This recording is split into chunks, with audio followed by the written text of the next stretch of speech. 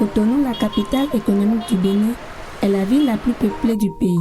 Force est de constater la montée florissante du métier de Zémidjan.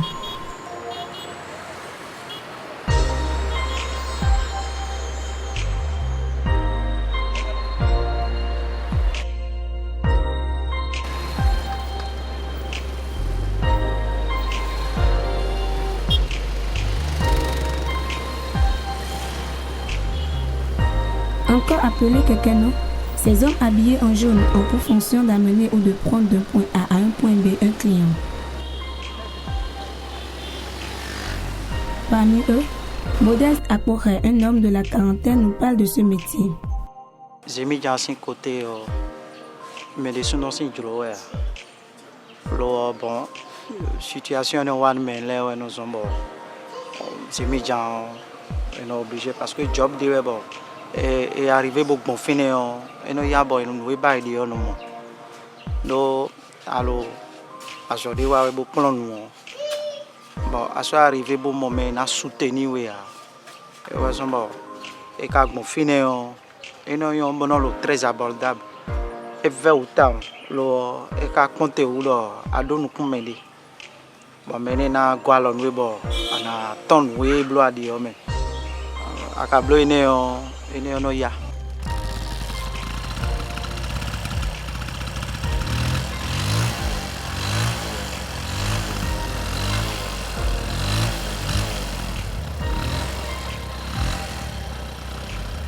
Il a exercé ce métier sous différentes formes depuis des années.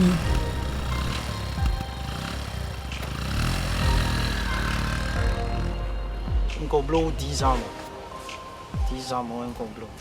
When we enter base Zémidjan qu'on frère chéri ouais parce que fille ni a so de wani lo fio time do ide quoi de salaire de no yo e pe ndi à peu près 15 000 et quoi de mais les frères chéri no wa donc il vaut mieux que ni était do quelqu'un pour nous tester quelqu'un dit peut-être qu'on pas jouer 2000 francs nanomo et n'a pas mis au gars à quoi comme dit Jambolo vous l'avez versé ouais nous bon alors 15 000 francs par mois pour quand on dit mais bon mais alors dit on a si ouais nous mais time et d'ailleurs à quoi il est pensé do et il badia et ouais son frère tu vas bon il moi et mi n'a pas qu'on boit ouais man vidéo et ouais man million et ouais pour recensement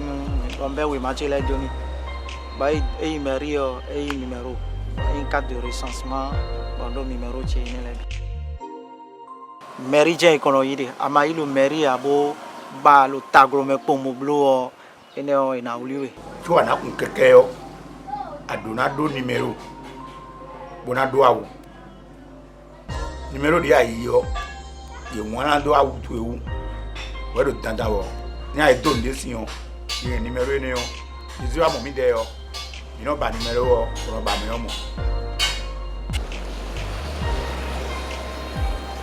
nous comptons quelqu'un qui est souhait mais après on a un contrat mais contrat de qu'on j'ai fidèle le contrat est fait au temps et fait au bon et c'est des sous mais moi qu'on voit là ben nous comprend il faut et nous avons propriétaire d'agri bon et nous hawe body hawe yo amo nous et maman ama e ma de we hawe abo de e mondo keke kwa de opole ele po yoyo bon contrat de mission ko na fo e na moro bon melo na te ko bo créer ni bon ama e na e ma do ho a hun le na jelo chitombo e na e montembo yi e ya e na arracher keke ne la si tu mal e bleu contrat nous mener vous parce que nous mener là nous il faut contrat keke on po yoyo ba e no bio nous comme nous propriétaire là ba no montembo ta fait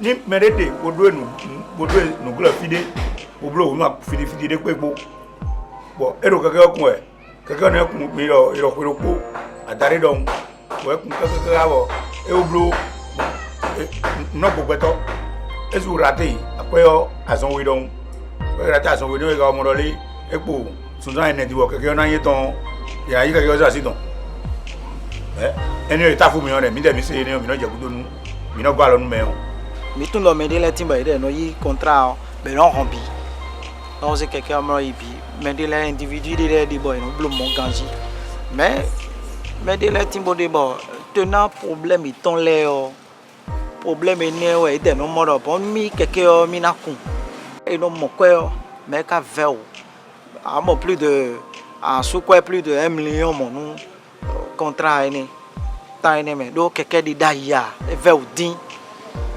mais de ka wa je mi mo ji wa bio la kata me chanchinge ni le me o donc ene le o keke ene de je yi ji o kweton contrat ene ji din a no inu pe vide bon mais le gege do possibilité mo ho de te la bio budget metion bon tout le monde et je me dis bon et non bleu et non ho keke et te bio gbe me de o e mo 300,000 de o e ma te mo yo ton ni a et non mo ko ton ni mo ho. Les grains ne sont pas énormes dans ce métier, mais permettent au moins de satisfaire les besoins vitaux de l'homme. Et c'est cela qui explique l'abandon des métiers après au profit du ZEM qui visiblement est plus rentable qu'un emploi salarié. Et nous, à l'office de Timbaïpé, on a payé 35 000 francs par mois. À moi. Parce que j'ai mis en tout et oui, bien, et nous, et oui, bien, nous avons 3 000 par jour, vous avez 1 500 d'ailleurs. Tu es encore plus payé. On a payé 40 000 francs par mois. J'ai mis en kéké. Non, mon et qu'on paye. Et nous payons nos rencontres down. Et nous avons nos rencontres down. Et nous, mais non. Mais non, à ce moment, quand on m'a dit qu'on peut faire tout, on m'a dit qu'on alors, quoi que tu vas me demander, bon, à ce moment, vraiment, bon, ils sont à faux quoi, bon, quoi de, n'a ouais, mon pays, alors, quoi que je n'ai pas compté, belle mère, tu es cabi, beau père, tu es mon wa compté, à mon démarre, quoi que à quoi y a gris. À ma caméra, mais bon, il y a un problème, mais j'ai mis gentil. Nous comptons un blo et beau père tombe là, belle mère ton ganjio. Bon, et câble nous comptons un blo là et n'a dormi jaoui. Et mi n'a pas mis des blembois. Et quoi, il me pose des amis dans ton clé pour moi, bon blanc ton pour moi. Et j'ai fini de me client le pot oui, attends et n'est pour moi. Et rien à ravitailler à moi. Ingrédients de na holé, blumbe na wada, et na bleu n'est ouais. Bleu n'est beau à pour et non, assis naji naji. À moi, fille no a été mes temps les lyonnais. Bah, allez bientôt comme aller mon pédio. Ana, beau père de Ringue, ana mon débo Johnny Yolo. Là, c'est déjà réglé.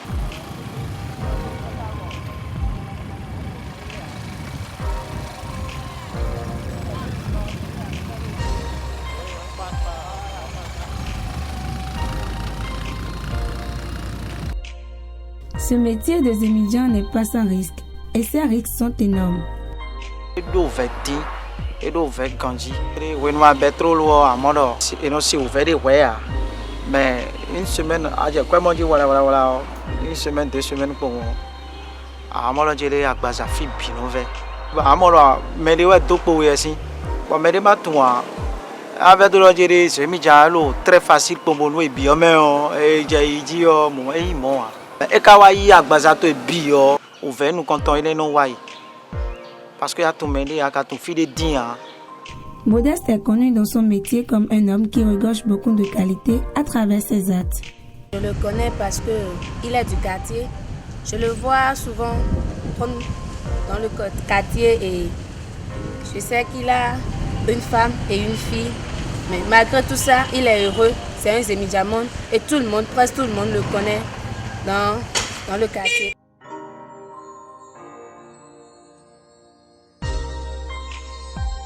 La remarque grandissante qui se fait est la présence de ces hommes sur les lieux de meeting ou de manifestation.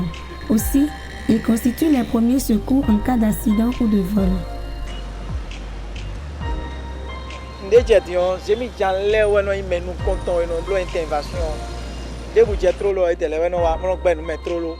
Accident les gens étaient les gens mais nous comptons et nous avons eu sapeur pompier pour nous piquer mais on a trop le nom de signal ici c'est mis déjà mais le mérita faut être amon semi jalena no te po ebina supo malanje ete bloji elo to gan kabine ne bona se to me fitiyon semi janje no yolo et na lo publicité nde bona blo etiyon semi janwe donc menele c'est déjà atavi mi ton leje we yolo mi ton leje we fofo mi ton no mi ton le lo po leje we il me faut. Aussi, dans l'exercice du métier de Zemidjan, les clients jouent un grand rôle dans la reconnaissance des lieux. Yan lewe na ete we do de leje no place o me de place o yo fide amatun wa ina je ziwe de meji kaka maton bon kaka je pe ti on plus que 10 ans ti on na donc aide nko ton c'est trop men ka le ton ayo fo parce que font tegbe no le lo ayo tun de ji e we bi no we mo en Zemidjan ne lo me de ti bo lo Zemidjan ko lo to ilo me bene to ilo me ti ma lo jere bon e mi tun fide ra din gba we fide ko tun elote mais fi gege timbo atun wa yan lewe na ete we. Le conducteur de taxi moto gagne son quotidien en fonction de certains facteurs comme le prix du carburant. Essence aussi côté we no jere e ko lo 300 400 ka 350 e no ponte bo client le na doze o me de le timbo wa bo abion de we ka bi me de le timbo no yo keke gwa lo mi o ene le no pon gan ji mo lo monter mo lo régler mais quand à 700 800 vraiment et tu comme là et t'as il pon quoi non douda yo ben quand à 800 mine o ene le te quoi 200 mon dîner donc et nous fait ta fille ne no fait ta bon client là mi no modo client là que no souffrir le fini le blomi de aide ouais. Malgré tous ces revenus que peut gagner un Zem, il est nécessaire qu'il puisse préparer sa retraite.